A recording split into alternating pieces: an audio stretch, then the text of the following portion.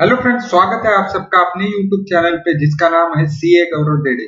दोस्तों, आज हम बात करने वाले इनकम टैक्स रिटर्न किस किस पर्सन को फाइल करना मैंडेटरी है एंड किसको फाइल करना मैंडेटरी नहीं है। लेकिन रिसेंटली कुछ अपडेट दिया है सीबीडीटी की तरफ से। दोस्तों, सबसे पहले बेसिक एग्जाम्पशन के बारे में जान लेते हैं। तो बेसिक एग्जाम्पशन है ₹2,50,000 का। तो maximum amount of income which is not chargeable to tax for individual हो, एचओएफ हो, एओपी हो, बीओआई हो या आर्टिफिशियल जुडिशियल पर्सन हो, तो उनके लिए अगर उनका टोटल इनकम 2.5 लाख के नीचे है तो उनको रिटर्न फाइल करना मैंडेटरी नहीं है।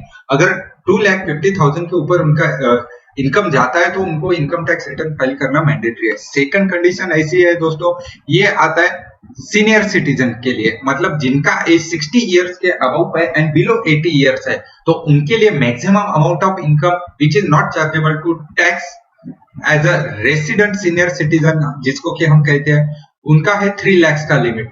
मतलब senior citizen from 60 years to 80 years के रेसिडेंट सीनियर सिटीजन के लिए 3 लाख का लिमिट इनकम टैक्स ने रखा है।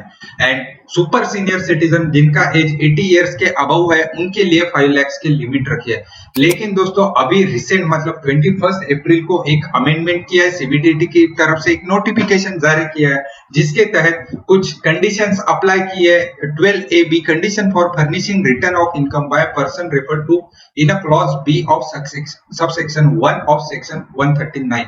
सेक्शन 139 के तहत ये बताया गया है कि income tax return mandatory and voluntary कौन फाइल कर सकता है। तो उसमें कुछ एडिशन किए है इनकम टैक्स डिपार्टमेंट ने।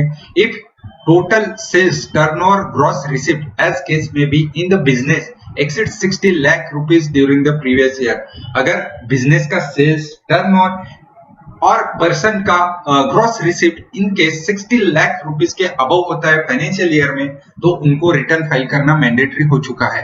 अब आप कहोगे 60 लाख का टर्नओवर हो चुका है तो वो तो पर्सन रिटर्न फाइल ही करेगा।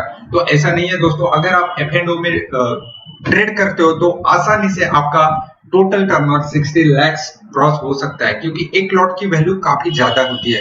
तो उसके तहत अगर आपका टर्नओवर 60 लाख को क्रॉस करता है लेकिन आप लॉस में हो, तो उस केस में आप रिटर्न फाइल नहीं भी किया रहता तो चल सकता था। लेकिन ये लेटेस्ट अमेंडमेंट की वजह से आपको रिटर्न फाइल करना जरूरी है।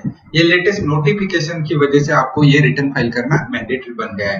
एंड सेकंड पॉइंट ऐसा है कि if his total gross receipt in profession exceed 10 lakh rupees during the previous year. दोस्तों, अगर आप एक प्रोफेशन वर्किंग प्रोफेशन हो एंड अगर आप फ्रीलांसिंग का भी काम करते हो या नहीं भी करते हो एंड किसी भी तरह के प्रोफेशन में डील करते हो एंड आपका turnover gross receipt exceeds 10 lakh, तो आपको रिटर्न फाइल करना मैंडेटरी हो चुका है। If the aggregate of tax deduction at source and tax collected at source during the previous year in the case of a person is 25,000 rupees।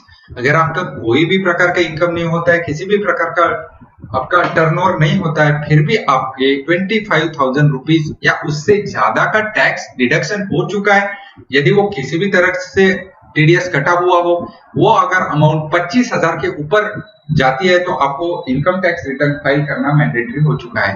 Next condition ऐसी है, the deposit in one or more saving bank account of the person.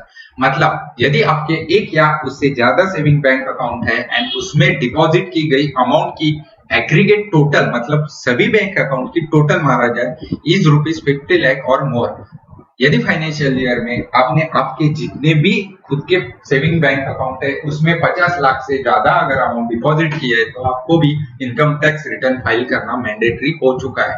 तो दोस्तों, ये notification में कुछ changes बताए गए थे सीबीडीटी द्वारा। जो वीडियो अगर अच्छी लगे हो तो प्लीज चैनल को सब्सक्राइब कीजिए एंड अगर आपको कुछ इसके बारे में क्वेरी है तो डिस्क्रिप्शन में मैंने अपना मोबाइल नंबर भी शेयर किया है, आप मुझे कॉल कर सकते हो अपनी क्वेरी सॉल्व करने के लिए। Thank you friend.